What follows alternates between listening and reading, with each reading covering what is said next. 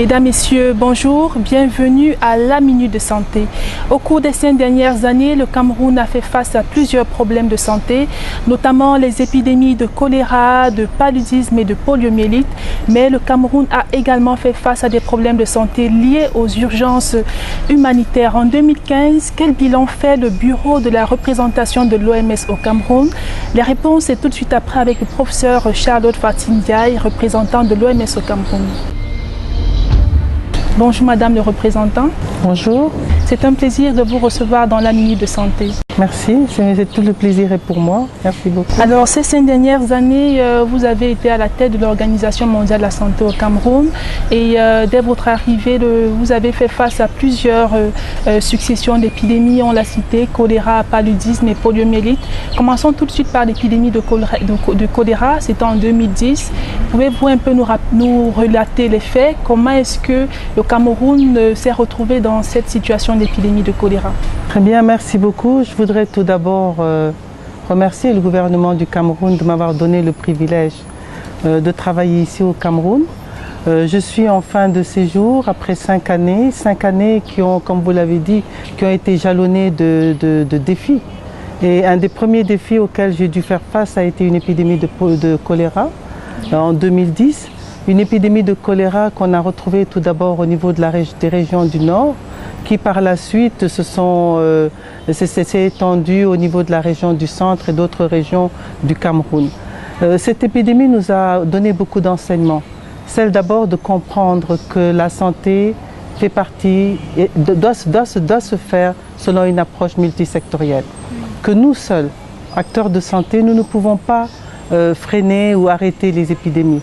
Le choléra, il faut une action de la population, une sensibilisation, mais il faut également l'implication d'autres secteurs, comme le secteur de l'eau, mais également même le secteur de l'alimentation.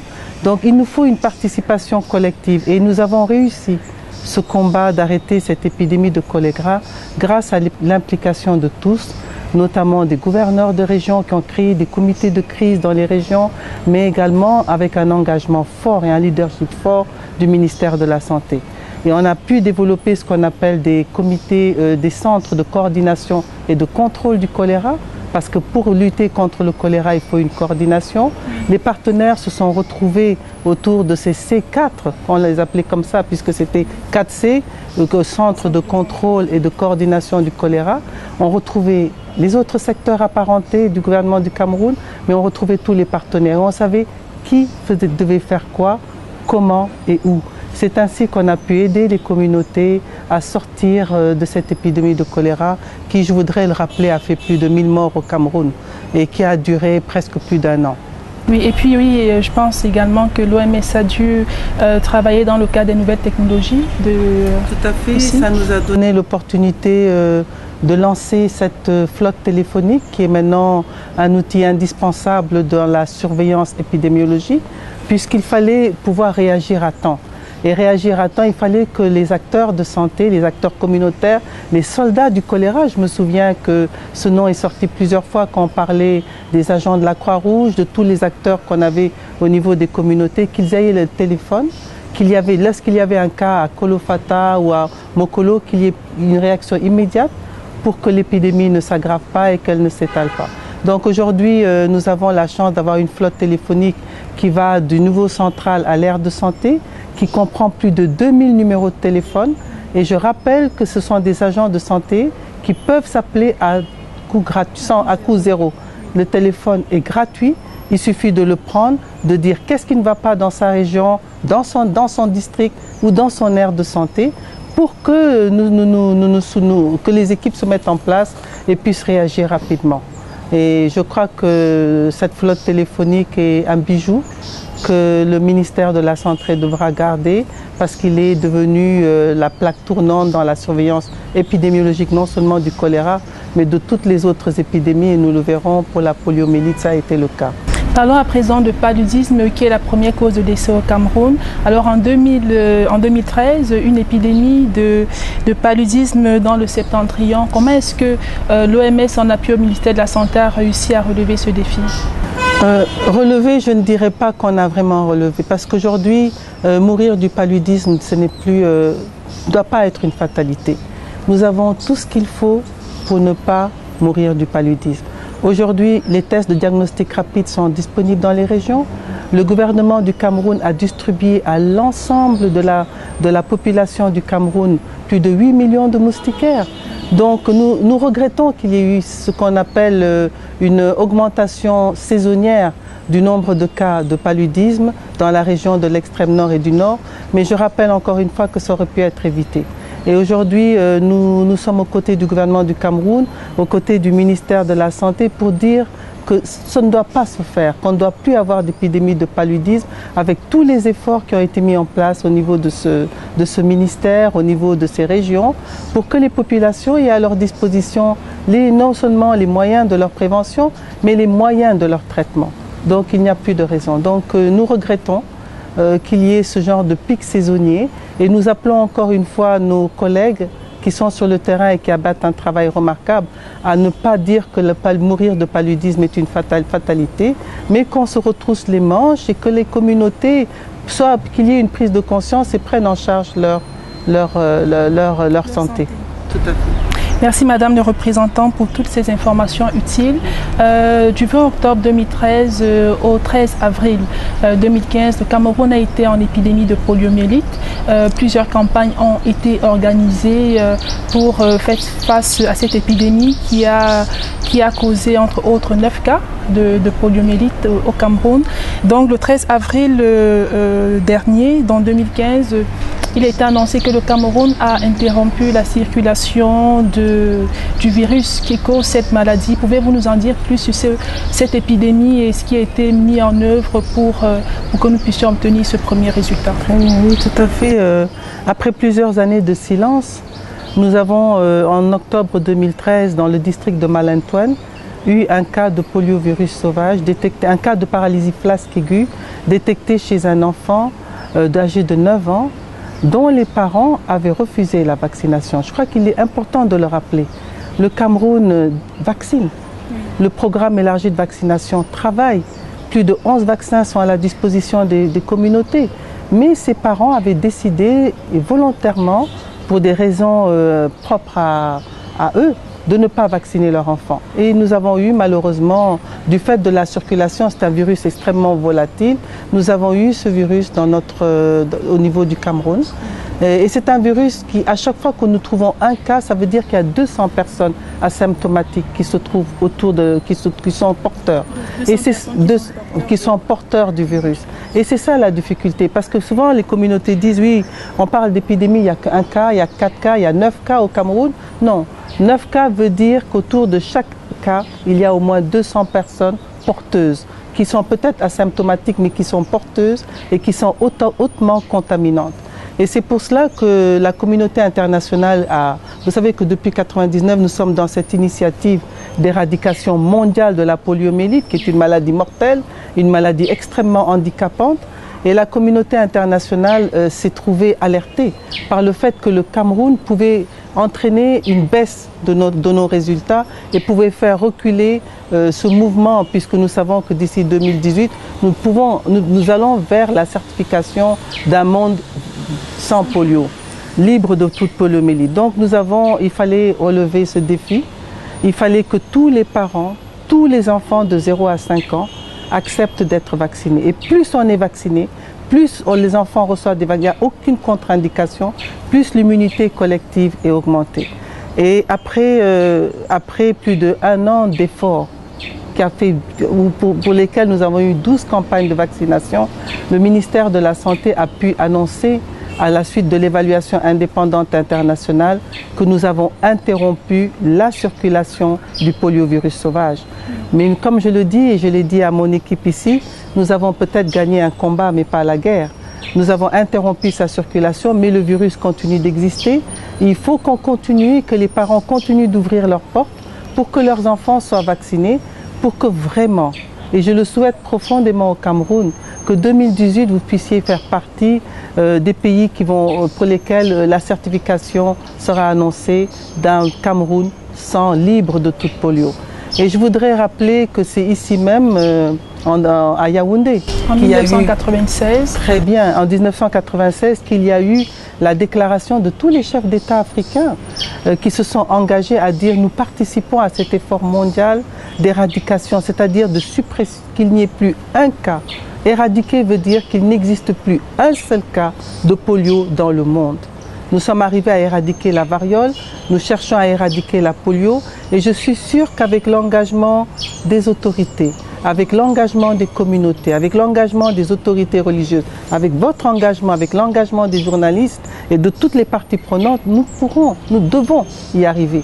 Et je voudrais aussi rappeler que c'est d'énormes moyens financiers qui sont mis à la disposition du Cameroun, ne serait-ce que pour... Nous avons dépensé plus de 14 millions de dollars depuis le début de cette épidémie ici au niveau de l'OMS pour cet effort. Et il me plaît donc de féliciter encore une fois toutes les autorités de ce pays puisqu'ils ont fait un travail remarquable.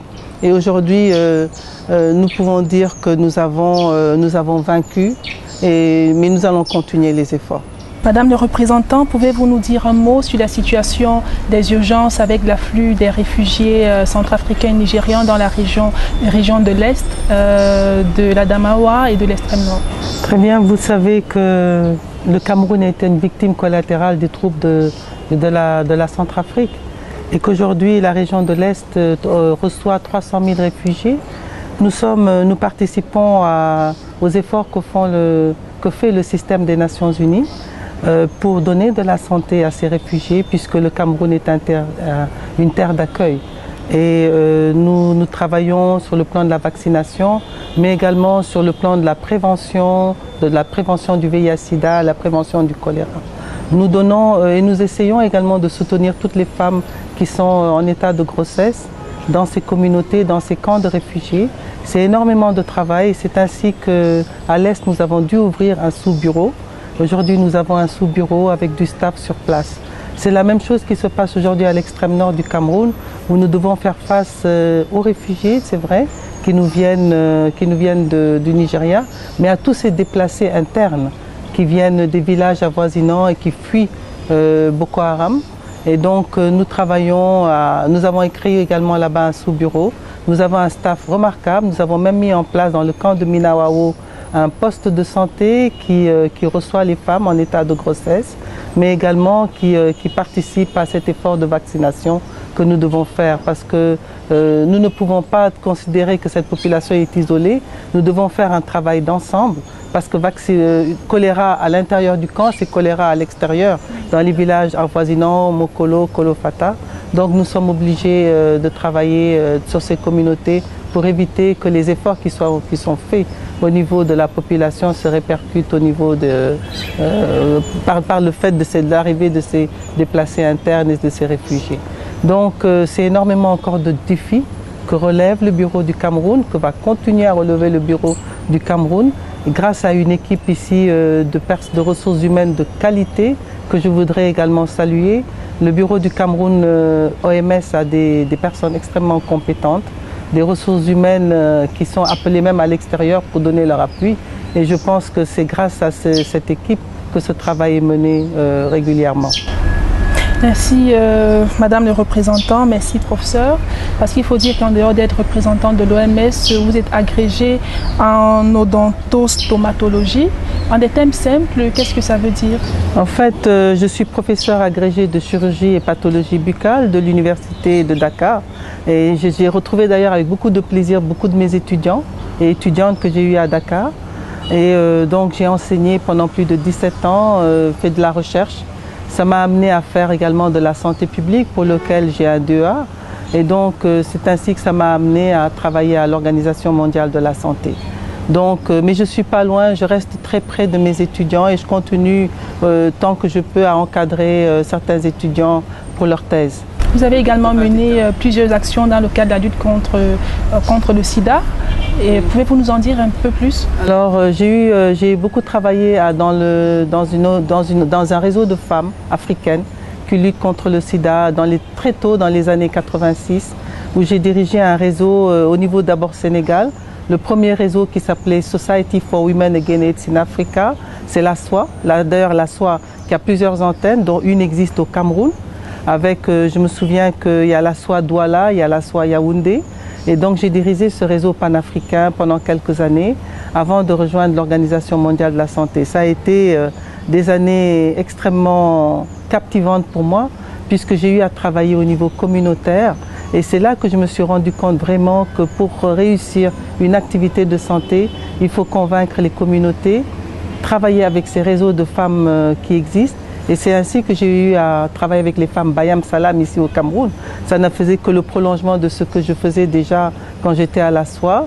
Et je salue aujourd'hui leur engagement puisque nous avons un réseau de femmes et d'hommes au niveau de Bayam Salam qui sont convaincus qu'ils peuvent participer à l'effort de santé et que la santé est leur affaire et l'affaire de tous. Merci Madame le représentant. Dans quelques jours, vous aurez achevé votre mission au Cameroun. Qu'est-ce qui vous a le plus marqué durant ces 5 dernières années? C'est une question difficile parce que tout m'a marqué. Je crois que dans ma carrière, le Cameroun aura une place très importante puisque ça a été une terre riche d'enseignement, une terre riche d'expérience. Tous les jours a été un défi à relever au Cameroun. Et je crois que ce sont des moments forts que je garde et que je garderai toujours tout au long de ma carrière au niveau de l'OMS.